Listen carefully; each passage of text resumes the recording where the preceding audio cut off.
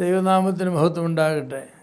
ഈ ഓഗസ്റ്റ് 14-ാം തീയതി രാവിലെ എല്ലാ പ്രേക്ഷകർക്കും കർത്താവായ യേശു ക്രിസ്തുവിൻ്റെ നാമത്തിൽ സ്നേഹവന്ദനവും ശുഭദിന ആശംസകളും കരയേറ്റുന്നു. ഇന്നത്തെ നമ്മുടെ ധ്യാനത്തിനായി നാം തിരഞ്ഞെടുത്തുള്ളത് ന്യായാധിപന്മാരുടെ പുസ്തകം 11-ാം അധ്യായത്തിലാണ്. ഈ അധ്യായത്തിൽ നമുക്ക് ഒരു വിഷയമായിട്ട് കാണാവുന്ന ഇഫ്താഹ് എന്ന മനുഷ്യൻ പറഞ്ഞ ഒരു മനുഷ്യൻ്റെ ജീവിതത്തെക്കുറിച്ചാണ് പറയുന്നത്. എന്നാൽ ഇത് ഇസ്ലാമിൻ്റെ ചരിത്രം നമുക്ക് നൽകുന്ന ഒരു പാഠം എന്താണെന്ന് ചോദിച്ചാൽ, നിന്ദിച്ചതിനെ തന്നെ നമ്മൾ ഒരു ദിവസം വന്ദിക്കേണ്ടതായിട്ട് വരും. നിന്ദിച്ചതിനെ വന്ദിക്കുക, അങ്ങനെ മലയാളത്തിൽ പഴഞ്ചൊല്ലുണ്ട്, നിന്ദിച്ചതിനെ വന്ദിക്കേണ്ടതായി വരിക എന്ന് പറയുന്നത്. ഒരു ആൾ വേണ്ട എന്ന് വെച്ചത് പിന്നെ അതില്ലാതെ ജീവിക്കാൻ വയ്യ എന്ന് വരുന്ന ഒരു നാളിൽ ശത്രുവാണെന്ന് വിചാരിച്ചവനെ പിന്നെ മിത്രമായി തിരഞ്ഞെടുക്കുന്ന കാര്യം, ദാസ്യവൃത്തിയിൽ നിന്നും പിരിച്ചുവിട്ടവനെ വീണ്ടും ദാസനായി എടുക്കുന്ന, അങ്ങനെയൊക്കെയുള്ള അനുഭവങ്ങൾ മനുഷ്യജീവിതത്തിൽ ധാരാളമുണ്ട്.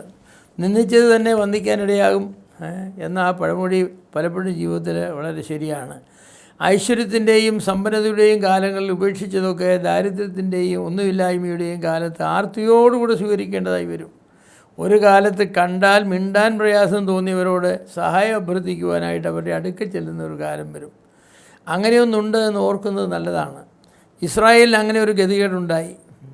ഒരിക്കൽ അവർ നിന്ദിച്ച ഒരാളെ പോയി വന്ദിക്കേണ്ടത് ആവശ്യമായി വന്നു. ഇഫ്താഹ് എന്നൊരു മനുഷ്യനെ സംബന്ധിച്ചാണ് പറയുന്നത്. ഗിലെയാദ്യർ ഇഫ്താഹ് എന്നൊരുവനെ ഒരിക്കൽ ആട്ടിക്കളഞ്ഞതാണ്. കാരണം ഇഫ്താഹ് അവിഹിത ബന്ധത്തിൽ നിന്നാണ് ജനിച്ചത്, അവിഹിത ബന്ധത്തിൽ നിന്നാണ്.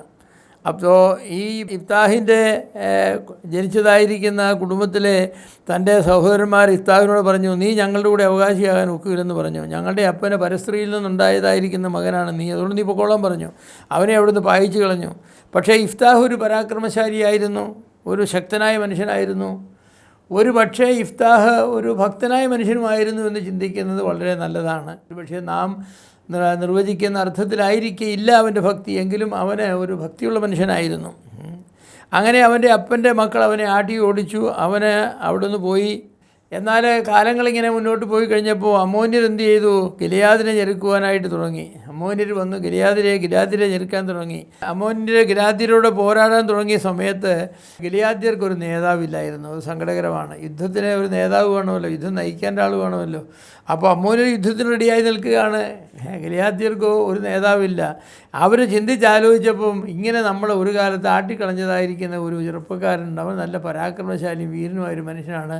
നമുക്ക് ദുരഭിമാനമൊന്നും വിചാരിക്കേണ്ട. അവൻ്റെ അടുക്ക് ചെന്ന് അവൻ്റെ കാല് പിടിച്ച് നമുക്ക് വന്ന് ഞങ്ങളെ യുദ്ധത്തിൽ നയിക്കണം എന്ന് പറയാമെന്ന് അവർ തീരുമാനിച്ചു. അങ്ങനെ അവരെ പോയി ഇഫ്താഹിൻ്റെ കാല് പിടിച്ച് അവനോട് അപേക്ഷിച്ചു, വന്ന് ഞങ്ങളെ സഹായിക്കണമെന്ന് പറഞ്ഞു. ഇഫ്താഹ് പറഞ്ഞു, നിങ്ങൾ ഒരിക്കൽ എന്നെ ഓടിച്ചു കളഞ്ഞാണ്. എൻ്റെ അപ്പൻ്റെ വീട്ടിൽ നിന്ന് എന്നെ സഹോദരന്മാർ ഓടിച്ചപ്പോൾ നിങ്ങൾ എനിക്ക് തുണ തന്നില്ല, നിങ്ങൾ എനിക്ക് തുണ തന്നില്ലാത്ത ആളുകളാണ് എന്ന് പറഞ്ഞു. എന്നാൽ ഇഫ്താഹ് ഒരു നല്ല മനുഷ്യനായിരുന്നു. അവൻ്റെ ജന്മം അവൻ്റെ മഹത്വത്തെ ഹനിച്ചെങ്കിലും അവൻ്റെ കഴിവിനെയും വ്യക്തിവൈഭവത്തെയും അത് ഹനിച്ചില്ല. ഇഫ്താഹ് ഒരു മാന്യനുമായിരുന്നു, ഒരു മാന്യ മനുഷ്യനായിരുന്നു. അമ്മോന്യരോട് യുദ്ധത്തിന് പോകും മുൻപ് ഇഫ്താഹ് സമാധാനത്തിലുള്ള ചർച്ചകൾ അമ്മോന്യരുമായി നടത്തി. അതൊരു നല്ല ലക്ഷണം, ഒരു നല്ല മനുഷ്യ ലക്ഷണമാണ്. യുദ്ധക്കൊതിയനായിരുന്നില്ല ഇഫ്താഹ്. ആളുകളെ അമ്മോന്യരുടെ അടുക്കൽ അയച്ചു പറഞ്ഞു, എന്തിനാണ് യുദ്ധത്തിന് വരുന്നത്? ഞങ്ങൾ നിങ്ങളോടൊരു അനീതി ചെയ്തിട്ടില്ലല്ലോ.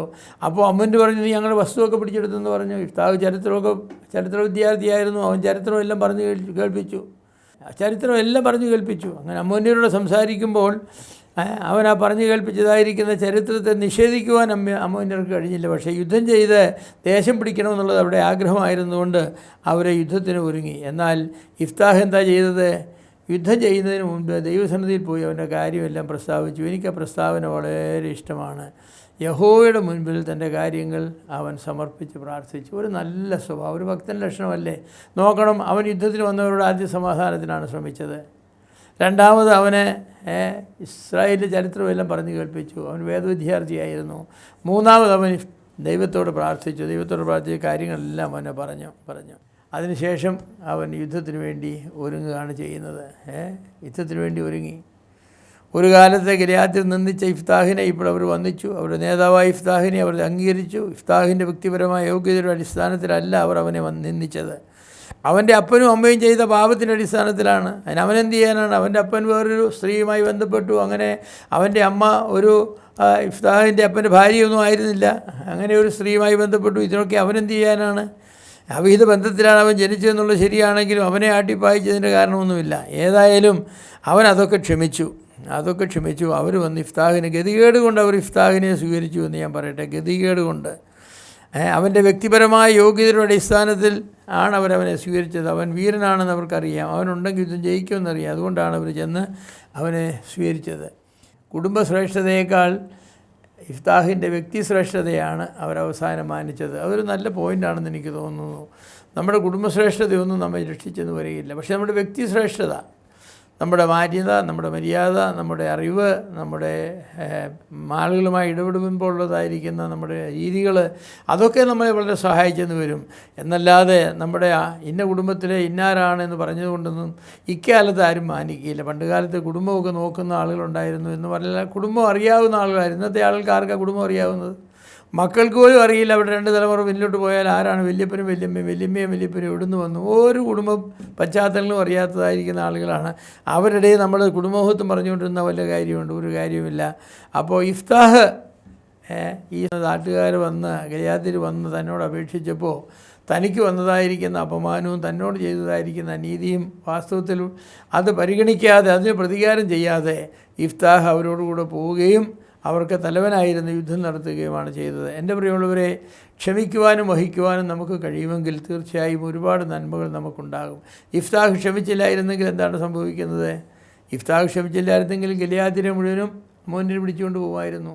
ഇഫ്താഹ് ചോദിച്ച ഒരു കാര്യം, ഞാൻ യുദ്ധത്തിൽ ജയിച്ചാൽ നിങ്ങൾ എന്നെ നിങ്ങളുടെ നേതാവായി അംഗീകരിക്കുമെന്ന് ചോദിച്ചു. അവർ പറഞ്ഞു തീർച്ചയായിട്ടും അംഗീകരിക്കുമെന്ന് പറഞ്ഞു. അങ്ങനെ ആ വാക്ക് അവൻ വിശ്വസിച്ചു. ഒരു കാലത്ത് അവനെ തള്ളിക്കളഞ്ഞവരായ ആളുകളെ യുദ്ധത്തിൽ ജയിച്ചാൽ നിന്നെ നേതാവായി അംഗീകരിക്കാം എന്ന് പറഞ്ഞു. അതിന് പ്രകാരം ഇഫ്താഹ് അവരോട് പോവുകയും യുദ്ധം ജയിക്കുകയും അത് അമ്മോന്യരെ തോൽപ്പിക്കുകയും ചെയ്തു. മനോഹരമായിരിക്കുന്നൊരു ചരിത്രമാണ് ആ അധ്യായത്തിൽ കാണുന്നത്. നിന്ദിക്കുന്നവരെ വന്ദിക്കുവാനിടയാകുന്ന, നിന്ദിക്കുന്നവരെ വന്ദിപ്പിക്കുന്ന ഒരു ദൈവമാണ് നമ്മുടെ ദൈവം. ഇഫ്താഹിനെ അവർ നിന്ദിച്ചോടിച്ചു. പക്ഷേ ഇഫ്താഹിൻ്റെ അടുക്കൽ ചെന്നവർ ആ കാല് പിടിച്ച് അവനെ അപേക്ഷിച്ച് തിരികെ കൊണ്ടുവന്ന് അവനെ അവർക്ക് നേതാവാക്കി തീർത്തു. നാമും നമ്മുടെ ജീവിതത്തിലെ ആളുകളോട് എങ്ങനെയാണ് പ്രതികരിക്കുന്നത് എന്ന് നാം ശ്രദ്ധിക്കുന്നതാണ്. നമ്മളെക്കാൾ കുറഞ്ഞവരോ മഹത്വം കുറഞ്ഞവരോ നോക്കാൻ നാം ചിന്തിക്കുന്ന ആളുകളായിരിക്കാം. പക്ഷേ അവരെ നാം ഇന്ന് നിന്ദിച്ചാൽ നാളെ അവരെ നാം ബഹുമാനിക്കേണ്ടത് ആവശ്യമായി വരും. അതുകൊണ്ട് എല്ലാ മനുഷ്യരെയും മനുഷ്യരായി കാണുകയും എല്ലാവരും ദൈവസൃഷ്ടിയാണെന്നറിഞ്ഞ് അവരോട് മാന്യമായി ഇടപെടുകയും ദൈവത്തിൻ്റെ പ്രമാണങ്ങൾ വെച്ചുകൊണ്ട് തന്നെ നാം അവരോട് ബന്ധപ്പെടുകയൊക്കെ ചെയ്താൽ ദൈവം നമ്മെ അനുഗ്രഹിക്കും. അങ്ങനെ ജീവിക്കുവാനും പ്രവർത്തിക്കുവാനും ദൈവം നമ്മെ സഹായിക്കട്ടെ. വാഴ്ത്തപ്പെട്ട പിതാവേ, ഇഫ്താഹിൻ്റെ ചരിത്രം ഞങ്ങൾ ഓർക്കുകയാണ്. ഇഫ്താഹിനെ തൻ്റെ സഹോദരന്മാർ അത് ഓടിച്ചു കളഞ്ഞതാണെങ്കിലും ഗിലിയാദിൽ ചെന്ന് കാര്യങ്ങൾ പറഞ്ഞപ്പോൾ ഇഫ്താഹ് അത് കേൾക്കുകയും അവരിവിടെ വരികയും യുദ്ധം ജയിക്കുകയും ഒക്കെ ചെയ്ത ചരിത്രം ഞങ്ങൾ ഓർക്കുകയാണ്. ഇഫ്താഹിനെ പോലെ വിശ്വാസത്തിൽ വീരനായിരിക്കാൻ ഞങ്ങളെ സഹായിക്കണമേ. ഇഫ്താഹിനെ പോലെ കർത്താവെ അത് ഇസ്രായേലിൻ്റെ ദൈവത്തിന് മുൻപിൽ ഭക്തിയുള്ളവരായിരിക്കാൻ ഞങ്ങളെ സഹായിക്കണമെന്ന് പ്രാർത്ഥിക്കുന്നു. ഇഫ്താഹ് തൻ്റെ കഴിവിലും ബുദ്ധിയിലുമല്ല അത് താൻ ആശ്രയിച്ചത്. പിന്നെയോ ദൈവസന്നിധി കാര്യങ്ങളൊക്കെ പറഞ്ഞ് ഇഫ്താഹ് ദൈവത്തിൻ്റെ അനുഗ്രഹങ്ങൾ അന്വേഷിക്കുകയാണ് ചെയ്തത്. ഞങ്ങളും അങ്ങനെ തന്നെ ചെയ്യുവാൻ കൊണ്ടും സഹായിക്കണമേ.